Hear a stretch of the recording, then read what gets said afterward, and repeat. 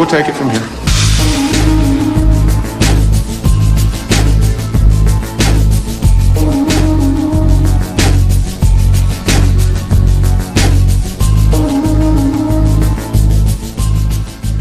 Hello and welcome to another episode of We'll Take It From Here. This episode is The Rock, the Michael Bay, Nicolas Cage, Sean Connery classic. Yeah, not the wrestler No, turned movie when I star. say The Rock, I am referring to the movie, not the man. The man is amazing. I honestly would rather talk about the wrestler for 2 hours. I would love to talk about the Dwayne Johnson and all his movies, from Scorpion King to this last one, Baywatch, but we're going to be talking about Michael Bay's The Rock. Can you smell what Michael Bay is cooking? I certainly can, and it smells You can bad. smell it from a mile away. It smells a little bit like manure. Anyway, before we get into the main topic of The Rock, we're going to go ahead and get into our happenings. Happenings. What's happening, hot stuff? Let me tell you what's gonna happen.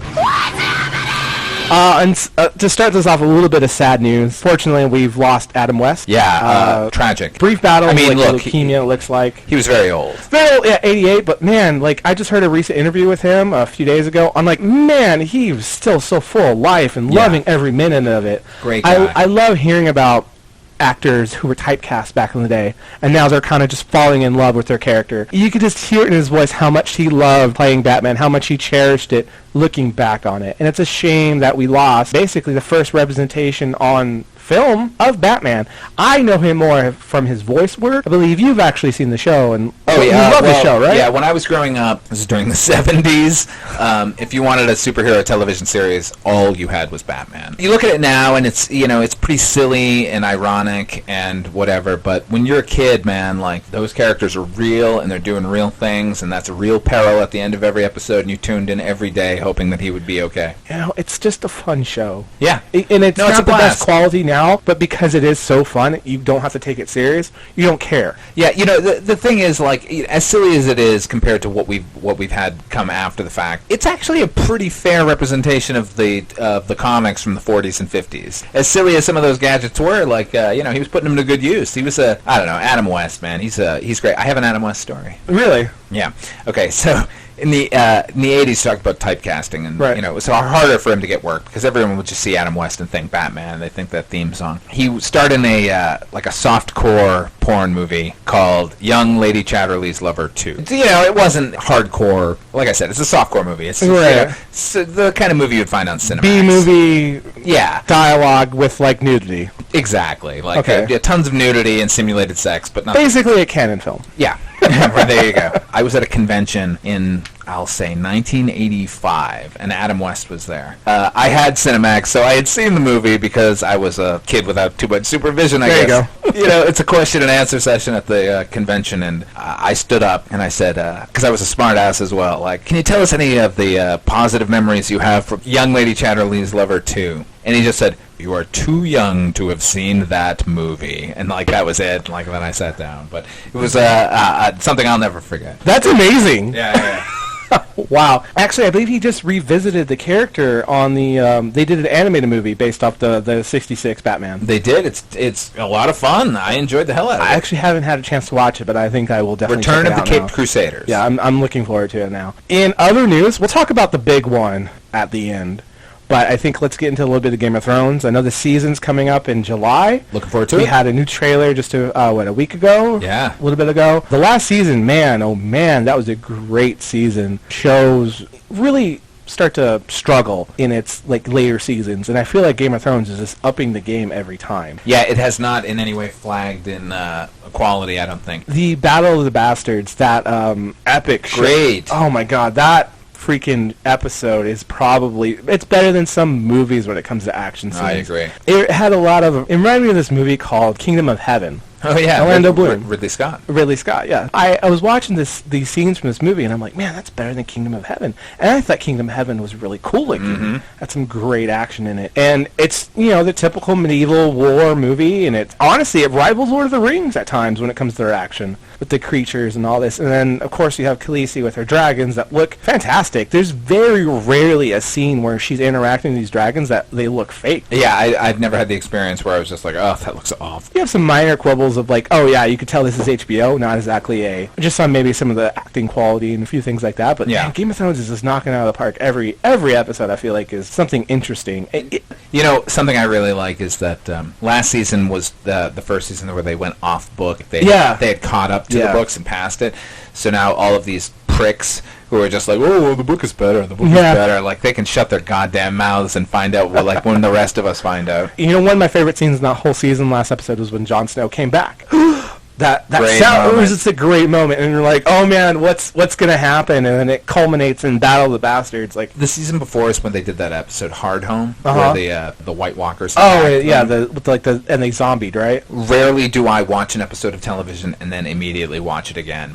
Jesus, I've watched that episode I don't know how many times. It is so good. Yeah. When the sort of king of the White Walkers like raises his hands at the end and brings everybody back. Oh, and it's dead silent. Oh my God, man. Yeah. It's brilliant. It's, you know, what's funny is, like, I think we keep forgetting about the White Walkers, which is a brilliant thing about the show. Like, they're the actual threat. Like, we're so wrapped up in all of these characters and all their fights for the Iron Throne that we forget that there's a gigantic problem on the way. Winter. That's what the Starks always say. They warn us about winter is coming, and it's going to somehow come to the mainland. When your enemy can take all of your dead and turn them into your enemy, you got a big problem. All right, as most of you will know, if you ever go to YouTube, when you type in Black Panther or any kind of movie title, any trailer that you're suddenly interested in seeing, you're going to get what are called trailer reaction. What the fuck? What is wrong with everybody?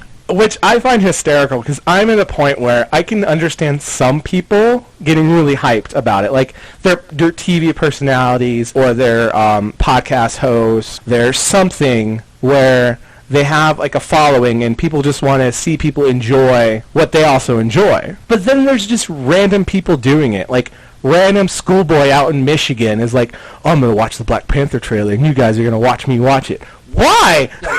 What kind of an insane narcissist is like, I'm going to watch this, but before I do, I really need to record it for posterity, because people are going to want to know what my reaction to a trailer is. It's insane.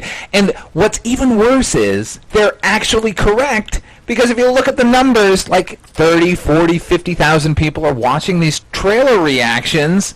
I don't get it. I don't know where we are in the world right now, Holden. It's the reality TV culture of America. It's totally insane. And social media. It's like dull lives instead of actually living their life. And it kind of get like some reality TV, like, hey, there's an audience for it. Even those shows are at least scripted shows. Yeah. Where somebody has put together a plot line for them. But like watching somebody watch something. Yeah, that's kind of ridiculous. It's totally insane. By the way, have you ever seen the Kevin Smith reacts to The Flash? Yes, I you know what? I think Kevin Smith should get a pass for all his reactions. I know, because he is amazing at it. Dude, talk about the narcissism. Like, he's like watching the episode, and what, he like knows there's an emotional like impact coming. He's like, well, let me just turn on my webcam and record myself crying. It is so weird to me, man. I don't know. I think with Kevin Smith being, look, I know we're doing a podcast, so like we're assuming that people give a shit about like what we have to say. Yeah. But at least we sat down and thought of these things and formulated a plan and everything. Just whoa! You think Kevin Smith is not planning that out?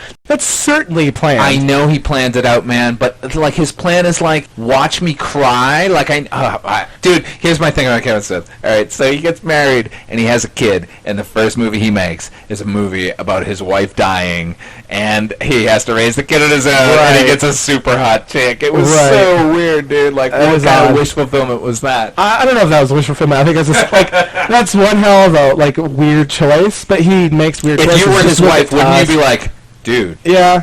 You know, it's like Stephen King. He got a job as a maintenance worker at a hotel that was closed for a season. And what he does is write a book about a guy who brings his family to be a maintenance worker at a hotel that's closed for a season, where he attempts to murder his family. Wouldn't you like look at him like, Steve, is everything okay? Are we good?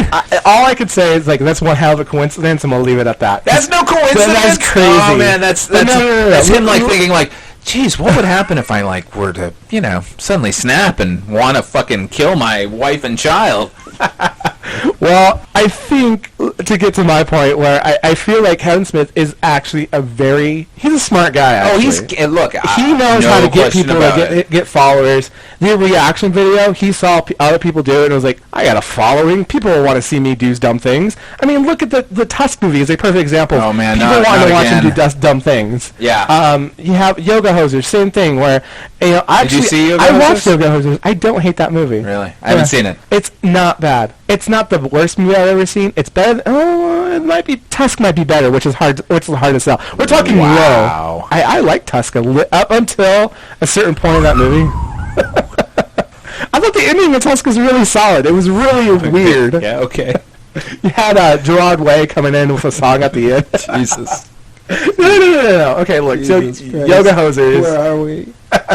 All right. We fell into the pitfall that is Kevin Smith movies. Let's get away from Kevin No. Smith. 'Cause I one of like my him. favorite I like the comedies, guy. one of my favorite movies and favorite comedies is Mallrats, and I think Mallrats is a solid film. And actually, we have a tie-in to Mallrats with Forlani, thank you, Claire Forlani. who's in our feature today. She's in our feature today. She was one of her first roles. In fact, the role right before this movie was Mallrats. Now, I hated that movie, by the way. I love Anyway. Mallrats. Okay, I'm glad you liked it. It's one of my favorite comedies. I don't think it's a well-made movie because I think people really don't. They bleed the lines of favorite and best. Yeah. Will I say Mallrats is the best movie? No, but it's one of my favorite movies because of the feelings I have for it. That's It what makes me laugh. But I can't tell you it's a bad movie. I I can sit can't there tell and you that say- you shouldn't like it. I will sit there and say it's a bad movie, but it's one of my favorite movies. Michael Rooker. Michael Rooker, man. Again, Michael Rooker. finding gold. I think most of Kevin Smith's movies are garbage, but I liked Red State and I liked Chasing Amy. I liked Red State, Chasing Amy, Mallrats. I liked Did not like Clerks. I liked Clerks. I thought You know what? As a guy who made a movie like maxing out his credit cards, God bless, go for it. for sure. And I'm glad he's got all the success. Again, he's like, it's nerd makes good. You know what I Yeah, mean? yeah. Like, he's one of us, obviously, and like he did it. But I appreciate everything he I do has think kind that of, all of his screenplays sound like Kevin Smith talking to Kevin Smith a dozen different ways. absolutely. Like occasionally he gets a really good actor who can like put their spin on it, but it's the same voice in every fucking character's mouth. It's I don't know. Oh, Anyway. he's got the Sorkin thing as well. Sorkin is always sounding like Sorkin, but usually Sorkin draws in better quality actors. I would agree. Interestingly enough, Aaron Yeah. Sorkin is an uncredited screenwriter on the movie we're doing today. That's so weird. He probably did all the FBI talk. To get into the main part of our happenings, Black Panther, man. Black Panther. That trailer. Yeah. Just give me the first 10 seconds of Andy Serkis and, oh my god, what's his name? Martin Freeman. Martin Freeman. Wow, I'm horrible. Dude. I'm sorry. Come on now. Martin Freeman, Andy Serkis just talking. I'm sold. And then all of a sudden, it's this whole thing, this Black Panther movie, man. Looks so rad. Wakanda looks awesome. Wakanda looks like everything I wished it was. Yeah. And then some. And then some. They made more a- than I could have hoped for as far as the production design in this They movie. made a It's place absurd. look real world, Yeah. but completely Fantasy. Ryan Coogler, man. Yeah. Dude. Looks good. Oh my! One of the best things I think in this movie as well is the Dora Milaje. Dora Milaje. Oh my God! Never So thought. excited. You know what I really liked about it too? It wasn't this tribal-looking woman fighting. It was a girl in a dress being a badass. Yeah. Like A lot of as an image. That was a crazy image. Like Yeah. a lot of them, yeah. Man, that costume is probably one of the best costumes ever made for Black Panther. It's crazy absurd how good it is. Oh my God! Like never thought I'd be like Black Panther has the best costume in all the MCU. Yeah. And there's great costumes in the MCU. Yeah, it's righteous. But I love it. What kills me about this trailer, it fits in everything that the MCU has so far. It's you don't not believe it's part of the universe. Man, they had so many good images here. I wasn't so much thrilled with the final shot in the Yeah. trailer. Oh, with him landing on the car. Car, maybe it's just because I saw it really small or something. Uh-huh. But even without it, I'm super sold on the film, man. Are you talking about like technically, like with the CGI? Yeah, I think it's one of these things where like they put together everything they could that they'd have done, quote unquote, and I think that shot is going to look a lot better when we see it in the context of the movie. Oh yeah, absolutely. Same thing with like some shots from Wonder Woman was the same thing where or Civil War, any of these Marvel movies, any of the early trailers, they always clean up everything by the end. So Spider-Man, I'm not worried. Mummy, all these movies, like they have like the heavy CGI early on. Like we hope Justice League Cyborg CGI is so much better in the film than what we're getting. Than what we've seen so far. Because it looks like shit. Because and you know what, in this particular shot is not it's not clean. It's still good. It's just not clean yet. Yeah, it looks a little bit definitely wonky. Improve in the movie trailer, not in the movie itself. But man, like, and I gotta say, like the way I felt when in Wonder Woman when we were on Themyscira and it was an island full of women, seeing this many black actors on screen at once in a superhero movie, it feels really good and about goddamn time. Is Forrest Whitaker's in this movie, right? Yeah. Okay, because I'm pretty sure we saw his character. As great as the trailer shots for Wonder Woman, and we'll just make the parallel right here. The trailer shots for Wonder Woman where they show the women fighting, they show a lot of it. Yeah. In the trailers. In this movie, they don't show them fighting. They don't show them anything. They just show them assembled. Yeah. And they're everywhere. It's amazing. Yeah, it's great. They all have different colors. They all look like they're part of different tribes. Yeah. And all the different Wakanda tribes. Oh my god. Yeah, dude. When is it coming out? It's coming out next February. Oh, come on. Talk about, okay, can we just talk for 1 second about how great Marvel is when it comes to their scheduling of movies and their marketing?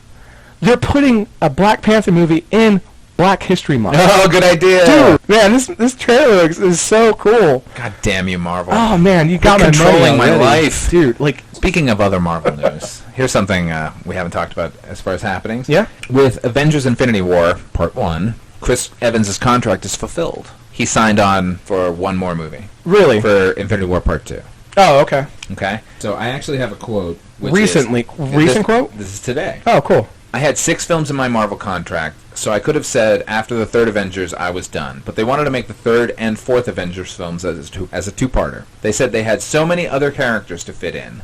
Guardians of the Galaxy, Black Panther, Captain Marvel, Doctor Strange, Ant-Man, and couldn't get them all into one movie. So I guess we're going to definitely get Captain Marvel in the Infinity War Oh my films, god, yes, thank you. which he accidentally just Well, I said. think it was a semi-rumor, but this kind of confirms it, which is great. We all kind of figured she was going to show up, but the fact that he said it specifically... Now, my question is, are we going to get the Brie Larson Captain Marvel? Because Captain Marvel is an existing character in the comics before Carol Danvers took over. So is it going to be that thing, or do you really think it's going to be the Brie Larson one? I'm 100% positive it's going to be Brie Larson. Do you think it's going to be the... Why would they muddy the waters with... I don't think they have enough time to like introduce one and then like confuse people when they release another one. I guarantee you... Carol Danvers, Captain Marvel's going to show up. Okay, is she going to be in her costume, or is she just going to be Carol Danvers? She'll probably just be Carol Danvers. Yeah, I like that setup. I like the build-up, like they did with Black Panther, and kind of spin it off. Just have her be the military girl. And I like that. That's cool. All right, I think that's enough with happenings, because we just basically talked about Marvel for like 10 minutes. Yeah. But that's something that's definitely not Marvel is Michael Bay.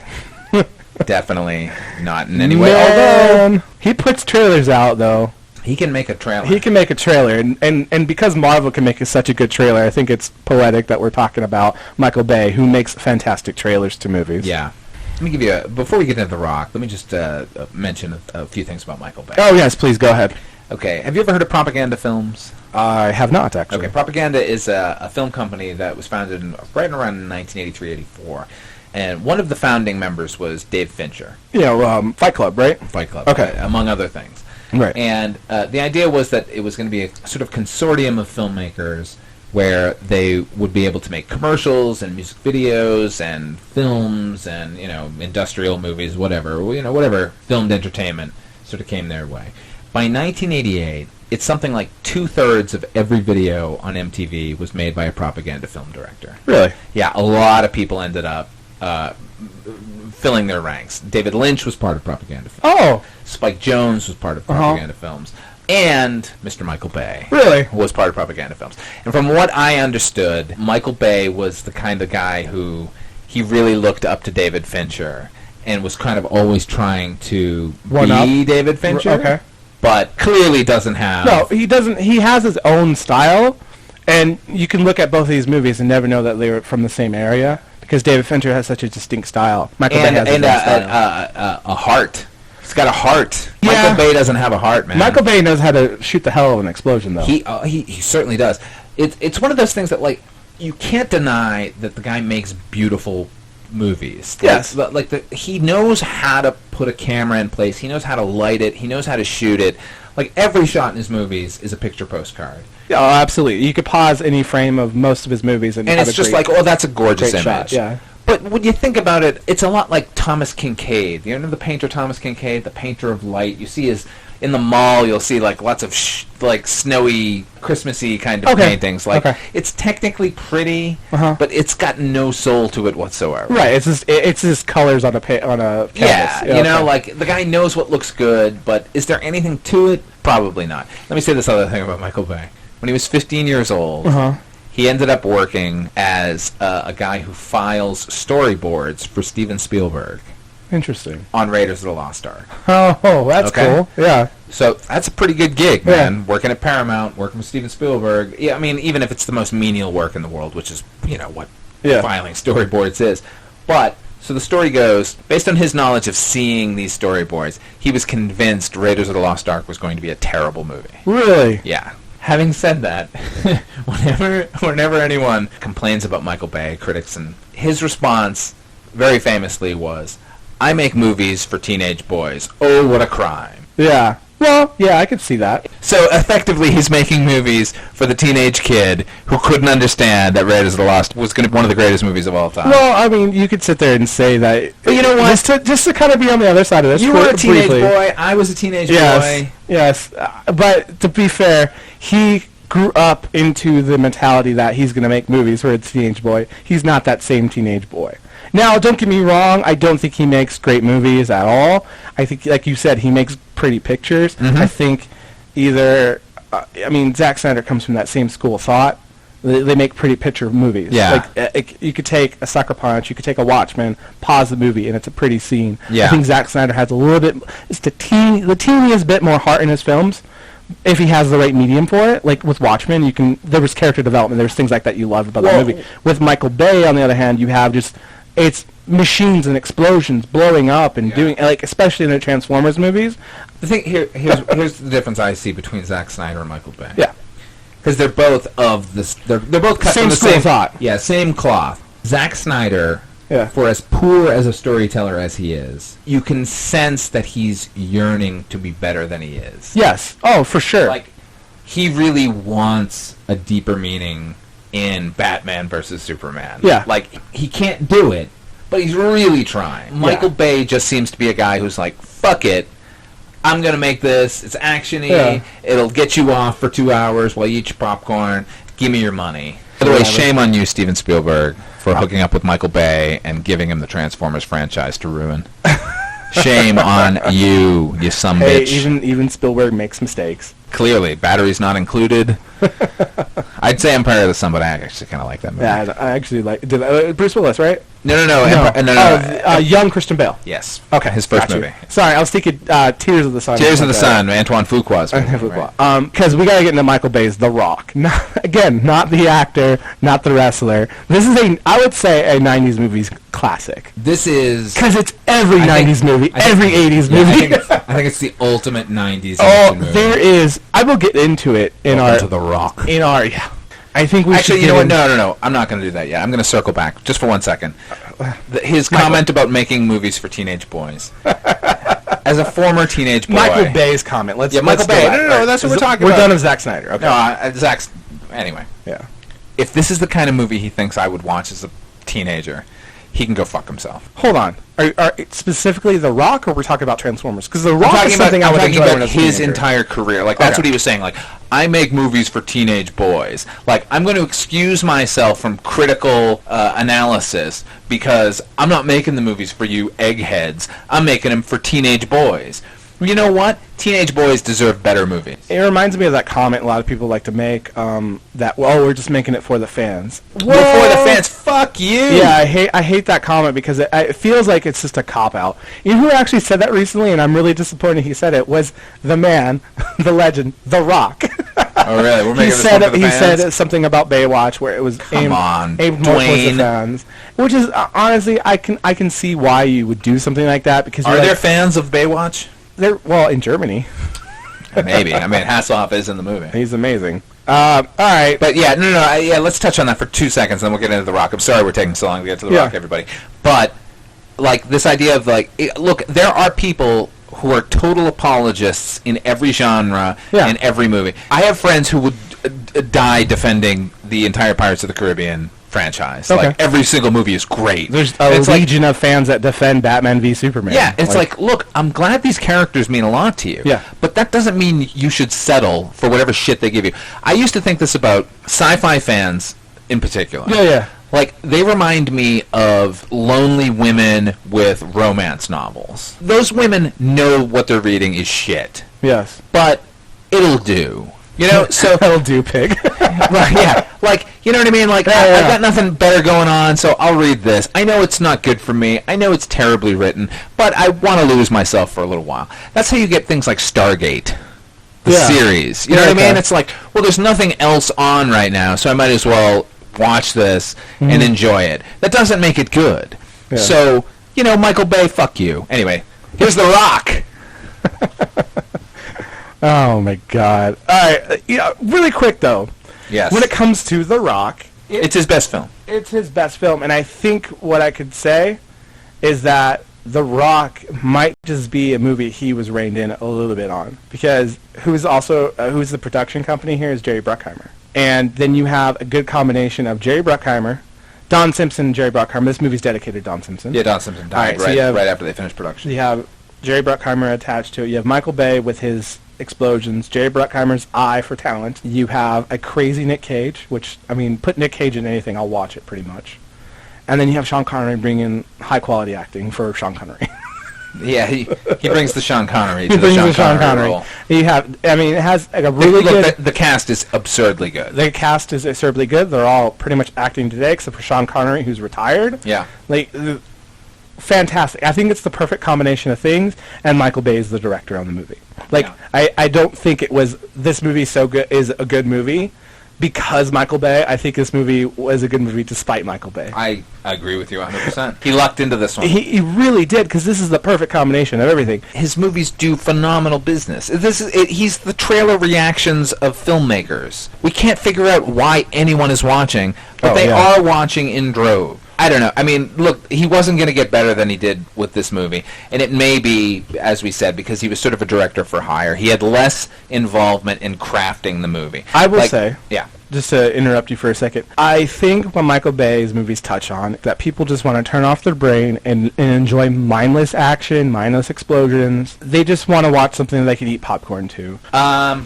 Let me just address that for a second, because you actually said a phrase that drives me crazy when people say, like, oh, well, if you just turn off your brain and watch the movie. I'm not going to turn off my brain and watch a movie. No, I'm not saying... No. I'm not saying you're advocating it, but you hear it a lot. Like, we keep saying apologists, but, you know, people who, like, you know what, if you enjoy a movie, enjoy the movie, but don't tell me that I have to change my outlook in order to enjoy the movie. Oh, absolutely. You know, that's crazy talk. If you want to say, like, I love Michael Bay movies because they're big and stupid and dumb, and I like big, stupid and dumb things, awesome for you, right? But I can't get into that mindset.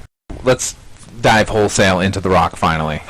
Yes. Synopsis. Plot. It's a Michael Bay movie. Okay, here we go. All right, we got a character named General Hummel, played by Ed Harris, who is great in this movie. God, Ed Harris, yes. General Hummel, Brigadier General Hummel, is leader of a platoon who do basically black ops situations. Anytime we need to do something in the military that isn't necessarily sanctioned by Congress, they send these guys in. Consequently, when they get caught or killed, the United States disavows any knowledge of them. Yeah, they're essentially like a wet works team for the government, yeah. Right. So whenever these guys die, they don't get the big military funeral, they don't get the medals, and their family doesn't get any compensation for the fact that they served as honorably as they have. And he's spent his entire career watching the United States essentially not give any credit where credit was due and not give any recompense to the people who deserve it. In the opening credits of the movie, you hear the latest operation where they got screwed over and the government hasn't done right by these soldiers.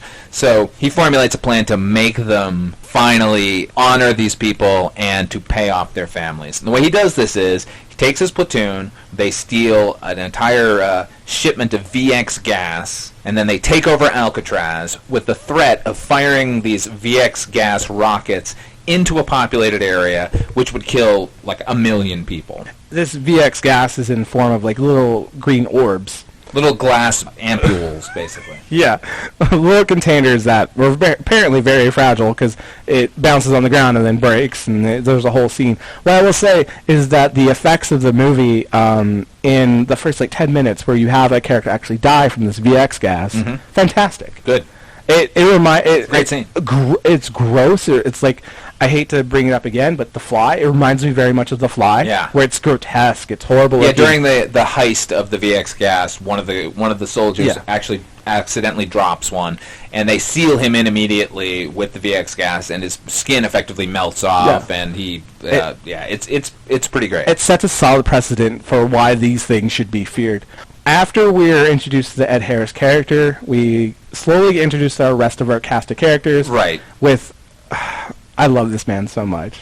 I love this man. He's not a great actor. He is a freaking legend. Yeah. This dude, top 5 list of actors I want to watch. I love Nick Cage. He's never less than interesting. He gives 100% every movie. I totally That's something agree you with can never deny about that man. But I will say he has a really dumb name in this movie, Stanley Goodspeed. Yeah, Stanley Goodspeed. Oh my God. He's a chemical engineer. He's a Beatlemaniac too, by the way. He loves the Beatles. He loves chemicals. He works for the FBI. He's a great shot with a Nerf gun, apparently, too. Yeah, he's all these fantastic character building moments early on where we find out he likes the Beatles and his girlfriend is pregnant, and so the FBI, once they realize that Ed Harris's character has taken control of Alcatraz, they know they need this guy. They're going to need an engineer to neutralize the gas, so they enlist his aid. In addition, they have a Navy SEAL team that's going to go in and try and storm Alcatraz and take care of Ed Harris's guy.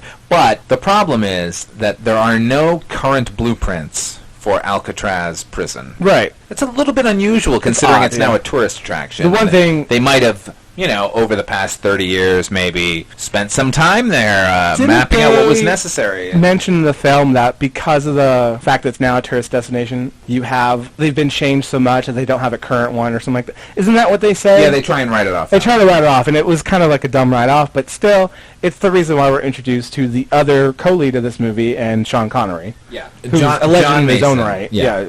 The character is a former British intelligence SAS operative who has been basically in jail for 30 some odd years without trial in the United States because he stole a microfilm that contains every damaging U.S. secret. Yes. The moon landing to the JFK assassination to what have you. You know what happens a lot in movies where you're introduced to a character that they say is badass, that you say is a really interesting person, and a lot of times you never quite live up to that. Yeah. Sean Connery in this movie, Mason, lives up to that. I agree with he that, does some great things. Once they all kind of team up, we have this whole assault on Alcatraz, which is a thing that's very kind of cool, is that instead of trying to break out of Alcatraz, they're trying to break in. Right. Oh, it should be noted that John Mason, Sean Connery's character, was a former inmate on Alcatraz, and even though we all know that no one ever escaped from Alcatraz, the one of the subplots in the movie is that he had previously escaped, and they believe it. They hushed it up. You believe it because all the cool things he can do. The unbreakable prison. Yeah, they're enlisting John Mason's aid because he knows has a working knowledge of the inner workings of the prison itself. And then, all right, so then the movie goes on. You have them breaking into the prison. They go in to defuse the missiles to help the situation, try to resolve the situation without giving into the demands of Ed Harris and his crew. His crew has so many people in it that are relevant, that are good actors. First off, you have David Morse, who's in everything. Dude, I see him in everything. Dude, he's great. He's a great actor. You have John C. McGinley, Platoon. He was in Point Break. He was in on Scrubs for many years. Dr. Perry Cox, one of my favorite smart-ass characters in any TV show. He was amazing. And then, of course, he was in The Office. Not The Office. Office Space, excuse me. Yeah, that's right. Right word. He's really funny. Didn't finish with the right word. Then you have Bokeem Woodbine, You could talk about whatever movie choices he makes. He's a pretty solid actor. He's about to be in Spider-Man Homecoming, which is fantastic. Yeah. Hey, it's tied into Marvel. We're okay. Yeah. There we go. Yeah, the Platoon it's insane how many good actors. Steve Harris is in it. Just character actor. Tony Todd, the Candyman himself, is one of the Platoon captains that sort of join them in their quest to destroy San Francisco. William Forsythe plays an FBI agent. Right. Amusingly enough, William Forsythe was one of the brothers in Raising Arizona, also starring Nick Cage. Oh, fantastic! Yeah. The woman I mentioned earlier, Claire I can never say her name. Claire Forlani. Claire Who Forlani. I hate her, by the way. Really? She's just, I don't know what it is about her, but I just look at her and I cannot stand. Guess what? We're going to watch another movie. I know, Mystery Man, man. Mystery Man, she's the worst part of that movie, too. Oh, my God. I don't mind her. Ugh. She plays the 90s grungy lady. It feels like everyone looked at her and went, yeah, this will be the next big thing, but she's not there. Oh, Michael Biehn is in this movie. What are we talking about here? Michael Biehn from The Terminator and Aliens is the leader of the Navy SEALs that is going to storm the island with Nick Cage and Sean Connery. It's actually he has my favorite scene in the entire movie. Oh, really? Yeah. All right, we'll get into that. How about we get into the review of this movie? We'll go in. We kind of basically talked about the plot. I mean, it's a typical action movie plot. Like, I want to go in detail about the ending later on, so I really won't want to touch on it. But hey, guess what? They solve the problem.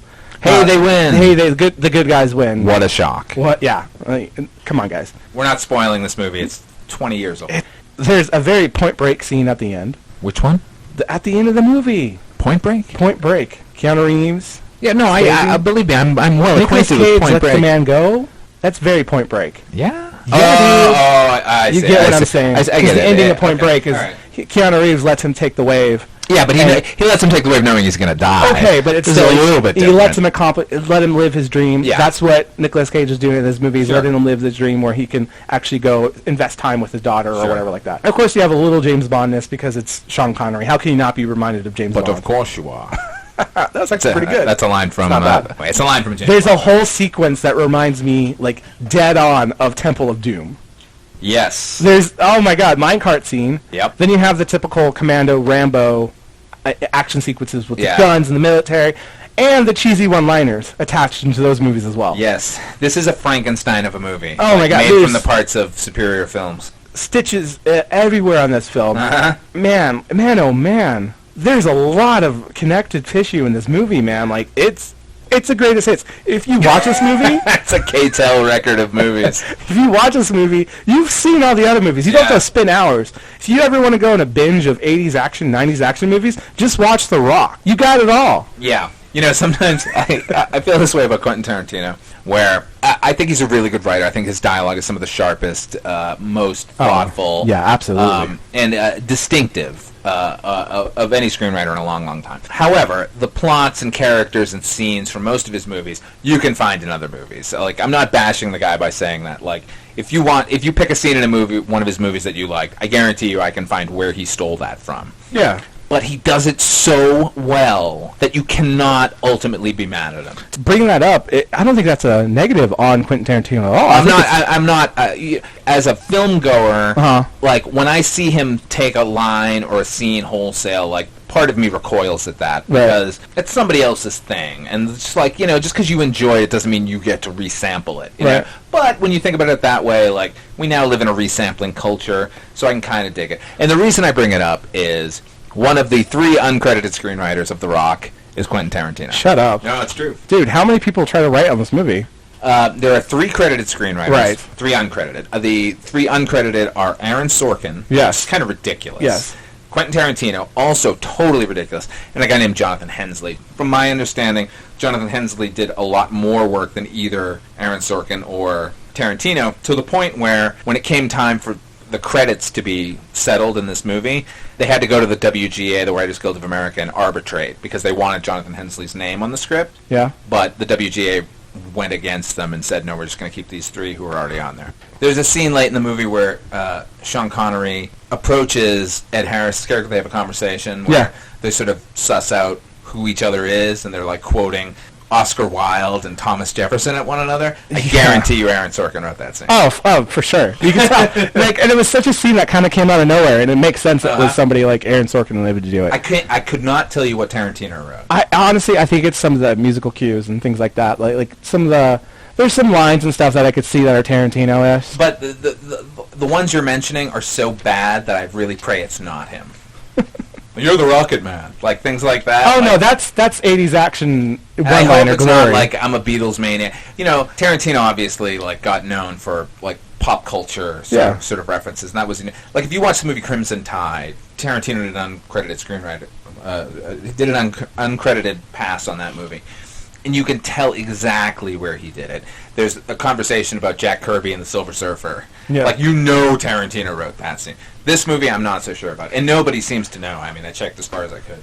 I wouldn't be surprised if you see, like, the cheesy line of winners go home and fuck the prom queen. Yeah, okay. That might be Tarantino. That's the one line that I kind of suspect is his. That feels like Tarantino. And I hate that line. But. Oh, my God. That line. Hey, at least Sean Connery. Do they even have proms in England?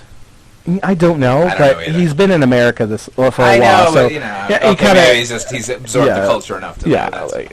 Anyway, this movie it reminds me of like National Treasure meets James Bond meets like there's so much going on in this movie. National Treasure is Nick Cage and Ed Harris. What are the odds? What are the odds? I totally forgot Ed Harris was in that movie. Yeah. Was he was in number 1 or number 2? He was in number 1. Was it number 1? Number 1? Yeah, who was in number 1? Oh, Sean Bean was the villain? I think it was Sean Bean, yeah. Alright, Sean Bean was the villain in number 1, and then Ed Harris was number 2. Yes, because Ed Harris is basically the evil version of Nick Cage's character, where he comes out and is like, no, your family does suck. Yes, exactly. Basically. Yeah. Oh, man, those movies, man. Alright, and as far as like the rest of the reviews of the movie, I mean, man, there's some good stuff in this movie. I think I can go on and say that I love how clever Sean Connery's character is, Mason. Yeah. Like, they have some scenes where he breaks a quarter with his chair. That Nicolas Cage dropped or something, right? Or William Forsythe tosses it. Right, so, You're going to get a cup of coffee, you're going to be here a while. So he breaks the quarter, and then uses that broken quarter to cut glass to check who was actually behind the mirror wall there, which I thought was fantastic. There's another scene where he's taking a shower, and he gets a piece of drawing line, and then he uses it a little bit later on to hang that same FBI director. Who is the FBI director's name? I never remember it. I believe it's John Spencer. The character is the actor, and the character is James Womack. Womack, yes. Then he hangs Womack from a building with his arm. Which is weird, because I think there's a producer from the 1970s, like a television producer named James Womack. I could be wrong. I wonder if it's the same guy. That'd be weird. The whole escape after that scene where he gets hung, after the FBI director gets hung from the building, one of the best car chases I think I've seen in any movie. It's better than the Bourne Supremacy one that everybody seems to love so much. I have a couple scenes that I would absolutely pull out of the movie, and that's one of them. The whole car chase? Yeah, all right, so look, beginning to end, I hate I tell you what, I understand why. Yeah. But I think as far as how it's shot, how it's portrayed, how all these different things add into it, I think it's a fantastic car chase. And I would totally understand taking it out of the movie. But I'm not keeping it in thematically or because it needs to happen. I would take it out because I think it's really poorly done. Oh, well, I disagree. I think it's fantastic. I think it's so cheesy popcorn, which is the target demographic of Michael Bay. I know, but like it's such a shaky cam kind of thing where like you can't just like every time they cut to a character in the car, the camera is vibrating as if it's on a fucking hot plate. Oh, I don't know. I don't like that scene at all. Actually, when we get later on, I actually agree. So just to give you a little foreshadowing to later, I agree taking that scene out of the movie would make it a little bit better because it would shorten the length of the movie. Because this car chase goes for so long, it does not stop. Maybe that's why I like it so much, because it's something I would take out of the movie. Yeah. But it's so long. This is a ridiculous. Long movie. It's the Nick Cage of car chases. Oh my God, no. It's not. No, because he's so ridiculous. That's why. Okay, well. And he's involved, which is even better. Yeah. Another, let's. I mean, we're gonna get to what we don't like about the movie. That we've been sort of peppering it in. I got something I really did like about this movie, and it's funny because I brought it up an episode or two ago. Is I love Hans Zimmer's score in this movie. The music cues in this movie. Yeah. Amazing. It's definitely Jerry Bruckheimer. Yeah, it's You very, could tell that Bruckheimer music cues are there because, like, you watch, like, what is it? Pearl Harbor, right? He did Yes. Pearl Harbor. The music cues in Pearl Harbor on point. Not a great movie, but on point. Yeah. Jerry Bruckheimer in Pirates of the Caribbean. Jerry Bruckheimer again, production. Yep. Music cues on point with Hans Zimmer. Like, they are just a winning combination when it comes to the score. Yeah, no. I think Hans Zimmer does a creditable job. He makes the movie more than it is. Well, yeah, he makes every action scene that much better. He makes Yeah. every dramatic scene tense or whatever just with his score. And I think Yeah. he is probably the reason why this movie is so good is because Probably. you have such good ambient noise with him there. Absolutely. Anything else that you find is really good about this movie that you want to talk about? Ed Harris. Well, Ed Harris is fantastic. I mean, he's always good, but I think if he weren't the villain in this movie, it would be not great, like, at all. I really feel like you needed a strong actor for that villain. Yeah, because it's a villain who's I believe everything he's saying, and I understand his motivations. So it's a weird position to be in. I mean, every villain should be this good because, you know, when you just have a crazy psychopath, like, I can't relate to that at all. I mean, I can see the threat and you can feel the threat of it, but Ed Harris's character, like, he's got a point, man. Like, you know, these guys deserve some recognition and some And their families deserve some money, so... you feel for his character. On top of that, I believe he would kill everyone in the room to get what he wants, and I wouldn't want to fuck with him. I mean, obviously he doesn't because he's not going to kill a bunch of innocent people. Yeah, exactly. And I think that goes into the ending plot of this movie where it's revealed and how he ends up meeting his demise. Is he actually didn't even have these targeted at them, right? Right. Well, At I mean, the he scene. did. He just changed the... He changed it yeah. because he had a change of heart. And I think that's something that shows off in his performance, Ed Harris. Yeah. He has so many layers in this performance where he's a sympathetic villain, but then he's pointing a gun at an innocent man, and you believe the fact that he's going to shoot this guy if he doesn't get what he wants. Right. It is a really great performance. Ed Harris, man, makes this movie that much better. Again, it's the perfect combo of good villain, funny, not funny, but like fun heroes with Sean Connery and Nick Cage. I mean, man, can I just say, I love Nick Cage even more because of this movie. Rewatching it made me love Nick Cage that much more. He had such a odd presence to this movie that I don't think this movie is as good without Nick Cage. I think this movie is actually the start of Nick Cage as we know him today. I think prior to... Didn't he do Vampire's Kiss before this? Yeah, but you know what? That's a different sort of thing. Okay. That's him inhabiting a character in a script that was already odd, in a movie that was already odd. Okay, fair enough. And him being odd in it. This is him in a mainstream, big-budget action movie bringing the Nick Cage weirdness, which only sort of ballooned after this movie. Right, okay, I see that. I see your point. I mean, you know, before that you just go, oh, an interesting character actor, and here it's just now he's Nick Cage, like it's like the capital letters. You know? After this movie was what? Gone in 60 Seconds. Yeah, Con Air, National Treasure, of course. Con Air. On and on. Like, all these like early 2000s, late 90s movies that were like classic Nick Cage films that they're not great films, but you watch it because he's so good in it. popcorn worthy. Unfortunately, you know, it makes me mad he's not in more movies now.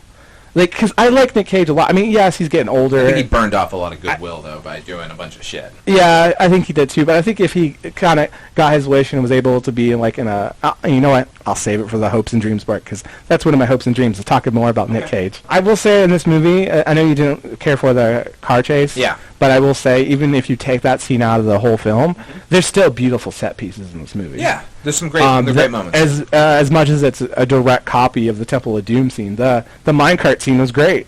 The other scene I hate in this movie. Oh my God, what are you talking about? I'll show it to you. I wrote things I did not like in this movie. The Temple of Doom sequence is abominable, and the San Francisco chase is lame. That's what I wrote down. It's such a cool scene because it's such an homage to a movie. It makes absolutely no sense. Oh my God! Like what are these mine carts underneath Alcatraz? No, it's completely ridiculous. I don't want to get into the bad. No, it's ridiculous, but at the same time, it's a great scene. It's beautiful. It's a beautiful part of the movie. I'm sorry. I disagree with you. Anyway. But there's other scenes in the movie where it's the tension you have with the bombs, the missiles. Yeah. The little green orbs, and they all gotta like. Sure.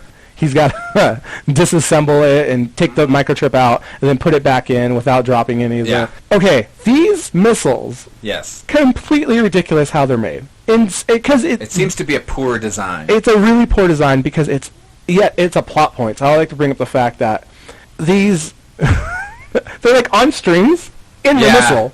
Doesn't make any sense. Like, there's Seems no- like they would break just when you loaded the missile. Or like when you load the missile, when you transport the missile, or do anything with the missile at all. Yeah, that's a really terrible It's design. I didn't even think weird. of that. That's awful. And, so, just so I don't seem like the gross one, it was pointed out because I was watching this movie last night with Lex, and she was like, "Oh, those things look like anal beads." Oh yeah, they kind of do. They Yeah. look like weird. some sort of weird sex toy, and it's like, oh, yeah, they do. Yeah. Well, yeah, you're right. What a Terrible design flaw. I never Oh even my thought of it. goodness, it's so bad, but at the same time it's so good because it leads to some great just tense moments of this thing is so ridiculously made. How are they going to solve it? You take out the aiming component out of it so it doesn't have the microchip. These microchips, by the way, are horrible looking. Yeah, they look like everlasting gobstoppers. I mean, come on. They do like the classics. Yeah. Come on. I like the chemistry between the two main characters. Just what I was about to Oh say. my God, Nick Cage and Sean Connery. Chemistry man, between Connery and Cage is effortless. That's what I they're wrote down. so good together. I love this scene. I think my favorite scene in the movie doesn't come in any way, shape, or form of kind of like a set piece or an action scene. It's when they're both imprisoned in Alcatraz, Yes, behind they're talking to bars. each other, yeah. And then Sean Connery is working his way out with some rope. Good scene. Great scene. And he gets out, and Zeus's butthole. Yeah. Good scene. The scene where they meet each other too. They just have such an easy rapport. Oh yeah, It's my in the understanding that interrogation room. Yeah, Sean Connery took the movie because he wanted to work with Nicolas Cage. that's awesome. That's actually a really cool thing. I think it's Nick Do Cage. you know who and they Sean offered Connery. Nicolas Cage as part 2 first? Who? Arnold Schwarzenegger. That would have been horrible. Yeah, it would have been terrible. I would never believe him No. as the little nerdy chemical No, guy. you couldn't. They would have to have changed it. You would just look at him and go, yeah, of course send him to Alcatraz. I tell you what, if he was the Ed Harris role, I'd buy it. Yeah, I mean, you wouldn't get the That would be nuance. interesting. It wouldn't get the And put nuance. Ed Harris in the Nick Cage track. Yeah, you wouldn't get the nuance that Ed Harris brings to that character, but you would still believe a believable bad guy because he is an opposing force.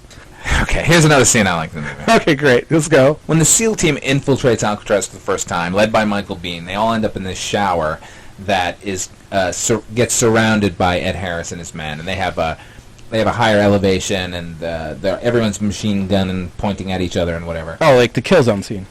Yeah, my absolute favorite scene in the movie. I think Michael Biehn up against Ed Harris, both arguing correctly against one another. I could watch the entire movie about those two guys, like that scene, and then the way it ends with a wholesale slaughter of those Navy SEALs. Yeah, that It's scene's intense, dude. That is so intense. And what I like about it is that there was the typical piece that, an accident happened and now everything's horrible. Yeah, I almost wish they hadn't had that. Yeah, I wish they I kinda wish was one of just those like guys was just like, fuck it, and started shooting. Oh, absolutely. I would have bought that. Because 100% more. they end up like adding these characters, the Tony Todd character, and there's another Captain character who are clearly insane, and who just want to murder people. Like, just have them murder people. What they have instead is like a piece of wall falls off and startles them, and then so they all start shooting. And it's Well, it was the walls. You could have had it where blame the walls.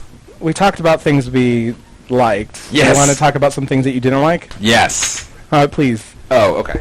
Oh, you got something good? I do. Well, I've already mentioned that I didn't like The those two action the two sequences action that I scenes, love. which is Okay, fine. that's fine. It's just difference of opinion. Yeah. Even though they're terrible and they shouldn't be in the movie. They should absolutely be in this movie. Anyway, something that I found really off-putting in this movie is, and I think this is actually typical of Michael Bay. Not to keep beating up on Michael Bay, but you know what? It's his movie, so we're going to. They seem they seem to take an awful lot of joy in dispatching the villains. Oh, yeah. Like really grisly ways. Like where they drop that air conditioning thing on the guy's head. Oh, yeah. At one point. Well, that was so clever of Sean Connery, though. Hey, it's a good idea. I understand. Yeah. Like, at the same time, it seems like it feels like they're just getting off on the horrible violence in the movie. Yeah. But to me, it's like it's look, I'm a violence fan. I don't mean in real life. Yeah, in movies. But movie violence can be awesome. Absolutely. At the same time, it's like I forget the Supreme Court justice said this. Like I know pornography when I see it. Yeah. Right? Like you can't really define it. What is pornographic to one person isn't to another, but we all kind of get it when it is. And to me, it just doesn't... I don't know, man. It's hard for me to describe, but, like, the violence in this movie just seems a little bit, like, gleeful. And the thing is, if the violence was, like, on an even scale, what was happening to the heroes and happening to the villains is equally gleeful, I can get it. Or what's happening to them is terrible and what's happening to them is terrible, I can get it. But it seems like when it happens to good guys, it's awful. Right. When it happens to villains, yay! Yeah. I get your point, actually. It's very morally slippery, and It's- it makes me feel kind of gross watching. It's like they have their hand on the volume dial, and when they're dealing with good guy deaths, they have like it at a 6 or 7. Yeah. And then when they freaking go to the villains, it's to 11. And it blows out everybody's eardrums, and I see your point, and actually I didn't even think about that when I'm watching the movie. Yeah. But thinking about the movie now, yes, completely agree. I mean, and, based on the rest of his career. Oh yeah, you could see that's kind of like a Michael Bay idea. Like, let's build this villain up and make them really horrible so that we can feel awesome when they die in a really gruesome just manner. think about if those Transformers movies were real people fighting, how gruesome that would be. It would be awful. There were so many horrible deaths People in those movies. chopping each other's arms off and stuff. Getting gutted and oil spilling out. Like, dude. Really get off on it. And, look, I'm not saying you can't get off on violence in movies. You totally can. Like, some of my favorite movies are the most violent things. Like, The Warriors is one of the most violent films. Oh, yeah. We all love kung fu movies But and action movies. I think with that movie, it has the kung fu action movie feel to it, where it's stylized. Yes. Whereas this movie is advertised as a rated R action movie, and Right. it goes almost to the NC-17 level of Yeah. like, this is pointless gore, not like gore, but like violence. There's no like hostile, gory saw scenes. There is just so much violence in this movie. Like early on when they're heisting the VX gas and that one guy drops it accidentally, like we linger on that guy and we feel bad for him that he's going through this. The poison gas. Yeah, when the poison is killing him. sort of in him and like his skin is melting off, like you feel terrible, and they have David Morse there like looking through the window and he's helpless and he can't help the guy and you feel bad for him. But at the end, when we get a villain, we jam that ampule into his mouth and slap it down and like, yay, we get to watch this guy melt, hooray for the good Oh my guys. God, yeah, you're right. Isn't violence great? And then there's a scene where, was it Tony Todd gets killed by the missile? By the missile! And it Yeah, just like goes- with a quippy, Oh, snappity one-liner. Not just get killed by a missile. He gets shot with a missile, and then because Nicolas Cage disarmed the missile, there's no more like poisonous gas Yeah. inside of it. So the missile shoots him out, projects him through, and he gets impaled on like a metal rod. Oh, that's right. Yeah, Like- not enough to get shot No, by a no. missile. Right. You Metal have to fall rod. out and get impaled. Impaled, yes. It's weird. You know, this movie, in my opinion, and I don't really say this very often, I think this movie should have been PG-13. Yeah, So I it agree toned with down you. some things, and Yeah. I think it would have been pretty good, but it's so violent that... Yeah, I mean, people like critics of violent movies always say, like, well, it's desensitizing, and like it's making people less sensitive to violence, and you want to say as a free-thinking human being, like, well, that's not true. I can handle violence in movies and understand that I'm not allowed to go out and commit these. This movie feels like they're actually desensitizing people. One thing I really don't like about it is this movie didn't feel too original. Like, outside of the green orb VX gas thing, which I'm sure that was in some other movie as well, it didn't feel original. That, like we've said, it's like the greatest hits of 80s and 90s. I don't think there was too many original ideas in this movie at all. Yeah. Like, outside of the green VX gas. That was the only thing, and it was a really dumb idea because it was in glass little orbs. Like, what are you doing? Right. It actually bothers me. I wish there was some more originality to this movie. I think you could even go back as far as, actually, you can go right to the ending of this movie. It ends, like I said, with a Point Break style where, or Point Break, or a movie that came out afterwards, a Fast and the Furious, where here's your out, man. Go enjoy. Right. I'm the cop, you're the criminal, go. Yeah. I will cover for you or whatever. Like, go enjoy your life, go live your dream, whatever, what have you. And then, like 10 seconds after that sequence of, that should have just been Sean Connery leaving, Yeah. he hands Nick Cage a paper, and then to Shawshank Redemption, where it's like, oh, go to this place get the and get the microfilm and learn all the nobody cares secrets. about. Like, it's like, go to this tree and get your rewards. Like, Yeah. come on, man. And you know what? And here's another thing that bugged me. Not only does he go to this church in Texas to get the microfilm that the U.S. government has never wanted anyone to see.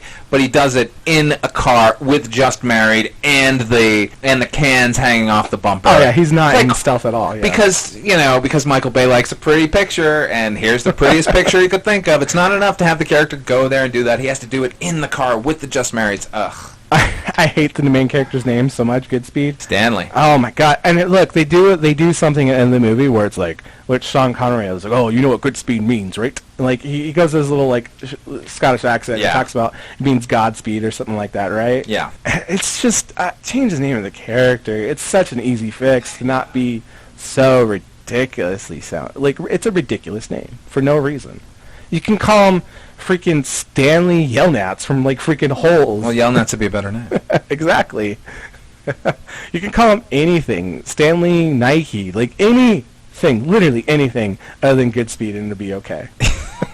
Yes, indeed. It's a small problem, but I find it a problem. Hey, obviously it bugged you. There is something in this movie that also bugs me, and it's the color filters on certain scenes. Oh, really? There's this orange filter on certain scenes, Oh, and there's yeah, a yeah. green filter on another scene, there's Sure. a blue filter. Don't like when it's so obvious. Like when they're at night at Alcatraz, you could tell it's a filter. Yeah. When they're in daytime and like kind of evening, you could tell it's a filter. There's a scene where they're dealing with the chemical gas and it's kind of greenish. You could tell it's a filter. It drives me crazy. Like every time I see a scene, I'm like, they have the red filter on, don't they? Like, Yeah. You know, another thing that bugs me in this movie is that they show these guys being such professionals. Like, they take over the VX gas depot, and they're able to steal all of that without any problem. They're able to take over Alcatraz Island. They're able to repel anything. And then at a certain point, they kind of just give up. There's a scene where Nick Cage and Sean Connery are just like walking around outside. Like nobody has like sniped them or even noticed that they're out there. It's like, how in control of the, instead of sending the Navy SEALs underneath the thing, they should have just had them drive up in a boat, because apparently they would have gotten away with it. yeah, something that actually gets to me in this movie too is the scene that you really enjoyed with the very tense moment of Yeah. the standoff. I don't feel like that is a scene that any smart military person would let happen. Right. Like you're coming up through the ground in the middle of a room. Yeah. That sounds like a bad idea. That's true. I like the dynamics No, of no, the and I characters. get. But I agree. Because here's the thing. Because Sean Connery apparently knows other ways to get Yes. further in, but he doesn't show them any of that. He's like, well, let me bring you to the most obvious place in the... And So your Sean Connery's not bad. Anyway, my Sean Connery is horrible. oh, okay. Let's hear it. No, I already tried once, and it's not Curses. good. I think you have, again, scene was not something that well thought out, Yeah. but once they got to the moment, it was great. Yeah. It was a great scene that happened because it wasn't a well thought out plan. There's something else. Okay. I'm sorry. They make a big point of showing when they rob the VX gas that they're using non-lethal weapons to steal it, right? So they're shooting guys with tranquilizers, and they're shooting like bean bags to knock people out. But then they're like knocking them out of like second and third story windows. Well, I didn't shoot him with a bullet, but then you dropped him out a 3-story window. Like, I'm sure he's fine. He's knocked out, going flat to cement. Yeah, when he broke his neck, at least he hadn't been pierced by a bullet. Something minor in that beginning scene that bothered me was that there was like a sign or something as they're going in and leaving, Naval Weapons Depot. They're not going to label it Naval Weapons Depot. You should have done it in neon. Like, here, steal weapons from here. Like, it was ridiculous. Oh my god. Good movie. Yeah. But that was ridiculous. At the end, when he took out the microfilm, it should have had a tag off. Oh my God, Secret yes. microfilm. That would have been so funny. Or it was in some sort of lockbox or something like that. Yeah. And you could actually All see of the the U.S. pictures. secrets in here. It wasn't even microfilm. It's just normal Kodak film. Like, how ridiculous. I think another thing is, too, is the movie feels way too long. It is way too long. It's on You the could trend easily of cut Michael a half Bay an hour out movies of this going movie. longer and longer each time. Right. As much as I enjoyed the car chase scene, that scene lasts way too long. Goes on and and on. if it was cut out of the movie, you don't miss a beat. You can even cut out some of the beginning with Nicolas Cage. Like, as much as I enjoy Nicolas Cage, and more Nicolas Cage is good, they didn't need that scene where he's shooting a dart into a mousetrap, basically. Actually, I wish they would keep that and then get rid of the scene where he defuses the bomb. Oh, okay. Because seeing him in action all it does is tell the audience, like, he's going to be fine once he gets to Alcatraz. If he was just this nerdy guy who plays these stupid games and doesn't have any experience whatsoever, he's just a desk jockey, then it would be like, yeah, maybe he's not going to do so well. In that scenario, you would actually establish more dynamic to that character. Yeah. Or how about maybe even keep the scene where he has to defuse the bomb? No, I say we get rid of it now. No. No. If you kept it in, right, and then he fails, right. But then we find out it was just a test that they do from time to time with FBI guys. Okay. And go, Goodspeed, what's wrong with you?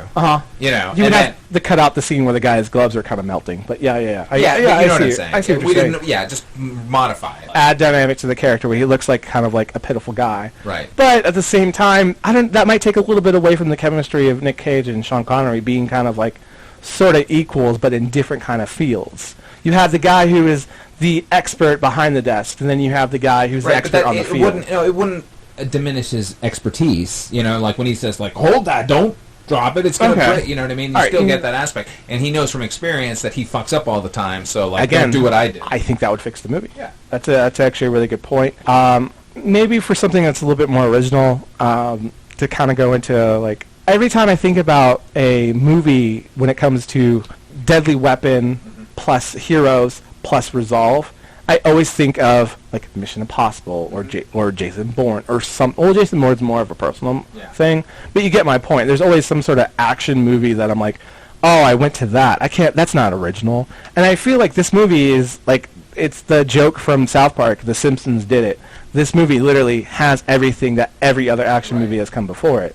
And it's a shame that I really can't come up with anything original myself. Yeah. I mean, if I could, I might be an action writer for freaking Michael Bay. Damn. Back in the 90s. Yeah. The movie is what it is. Like, I think you can just subtract things from it, and it'll be better. Okay. Because if you cut down the running time... we kind of got into this on the episode of Smokin' Aces, where you kind of change a quirk to a character, and it fixes the movie. Yeah. I think, as much as Ed Harris is great, I'm not changing too much about him.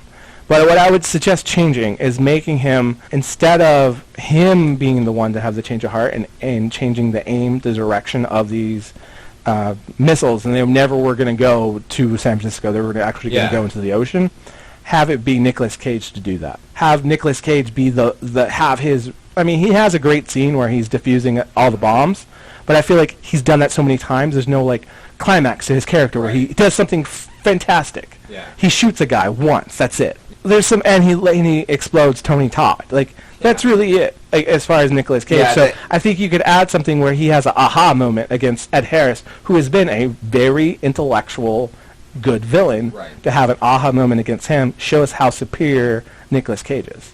Yeah, you're absolutely right. Like, it is a failing that our lead character... I mean, the Sean Connery character interacts with Ed Harris at one point, but... our lead character does not get to interact with our lead villain. He ends up with flunkies. Yeah, he ends up with a lot of flunkies, and it would be kind of cool to see a dynamic. So that would fix the movie. I think you hit it on the head, though, cutting out some of the nonsense scenes. Like, you cut out the daughter. Yeah. I mean, this movie just needs a re-edit, and I think it would be one of the best movies. I think we can probably just edit the movie ourselves and make it better without having to change too much. Yeah, I think so, too. You cut out the daughter. You don't really need that. You just need him longing for his daughter. Nicolas Cage from other movies into this movie, expanding his part, just saying random, ridiculous, crazy shit. Well, I don't know if you want to hear the A, B, C, D, the whole scene, but I would love that scene in any other movie.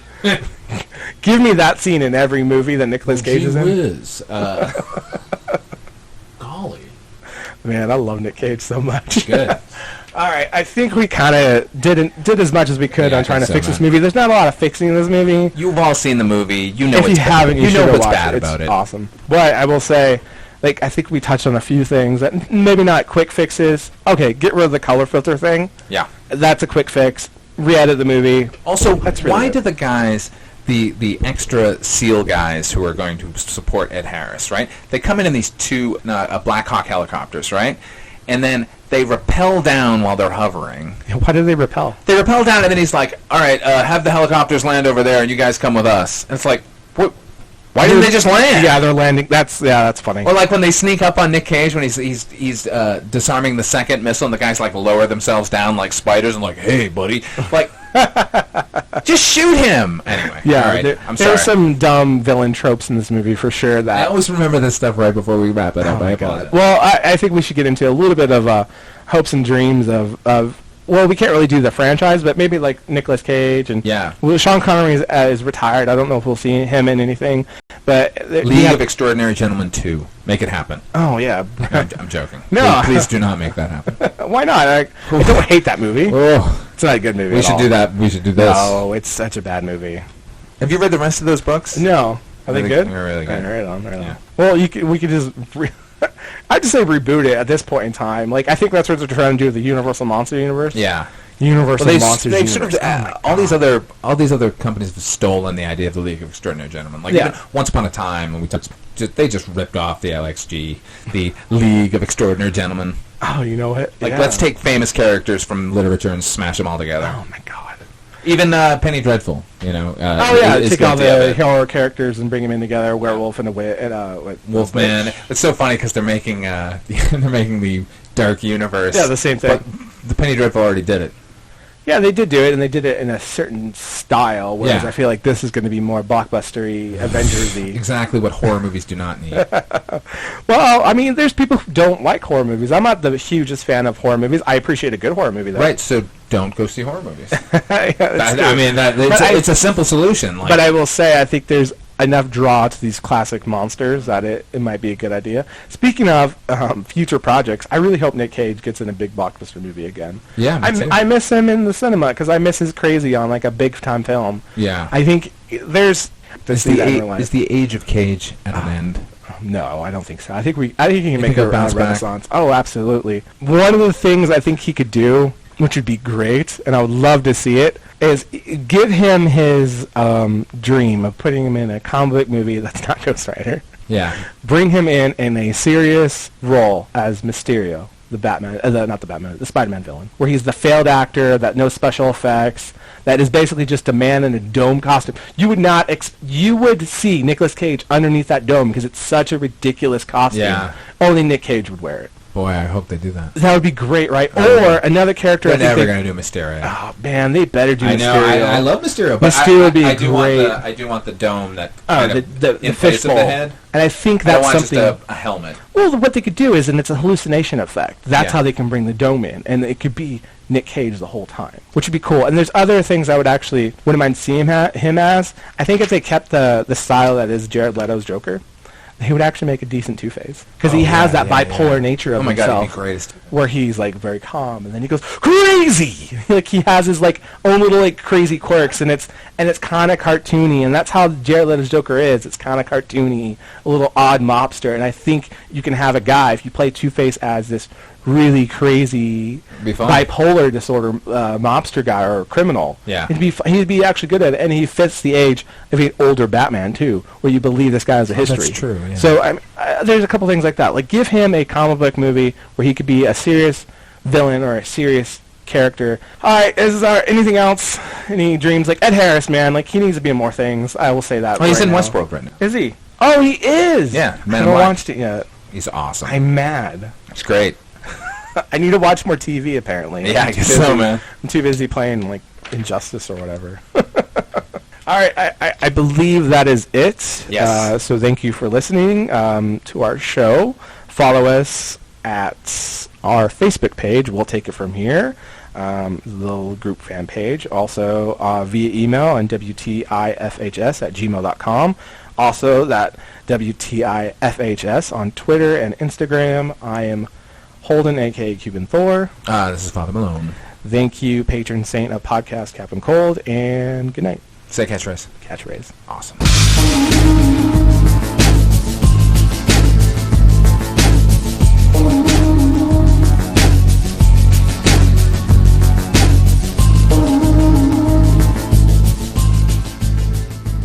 We'll take it from here.